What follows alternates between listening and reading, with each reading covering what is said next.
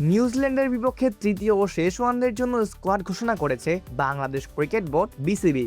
ঘোষিত দলে ফেরানো হয়েছে তানজিম হাসান সাকিবকে। কেউ বাদ পড়েননি, সাকিব ছাড়া কাউকেই ডাকা হয়নি। চোটের কারণে মাঠে কিছুদিন অনিয়মিত ছিলেন সাকিব। এই সিরিজ দিয়ে আবারও ফিরতে যাচ্ছেন 22 গজে। যদিও প্রতিদ্বন্দ্বিতাপূর্ণ পেস আক্রমণে তার জায়গা হবে কিনা তা নিয়ে রয়েছে অনেক সংশয়। শরীফুল ইসলাম ও নাহিদ জানা দুই ম্যাচেই দুর্দান্ত পারফরমেন্স করেছেন। তাসকিন আহমেদ তো আছেনই, চোটের কারণে এখনো মাঠে না নামা মোস্তাফিজুর রহমানও আছেন অপেক্ষায়। এদিকে মোসাদ্দেক হোসেন সৈকতের দীর্ঘদিন পর ওয়ানডে দলে ফেরার গুঞ্জন কিছুটা থাকলেও তাও এবার ফেরা হয়নি। প্রসঙ্গত, আগামী 23শে এপ্রিল চট্টগ্রামে অনুষ্ঠিত স্বাগতিক বাংলাদেশ ও সফরকারী নিউজিল্যান্ডের মধ্যকার 3 ম্যাচের ওয়ানডে সিরিজের তৃতীয় ও শেষ ম্যাচ। সিরিজের প্রথম ম্যাচে পাওয়া 26 রানের জয়ে নিউজিল্যান্ড 1-0 ব্যবধানে সিরিজে এগিয়ে যায়। তবে দ্বিতীয় ম্যাচে 6 উইকেটে নিউজিল্যান্ডকে হারিয়ে বাংলাদেশ সমতা ফিরিয়ে এনেছে সিরিজের মধ্যে। চট্টগ্রামের ম্যাচটি তাই সিরিজ নির্ধারণী ম্যাচ, যা বাংলাদেশ বনাম নিউজিল্যান্ডের অঘোষিত ফাইনাল ম্যাচ।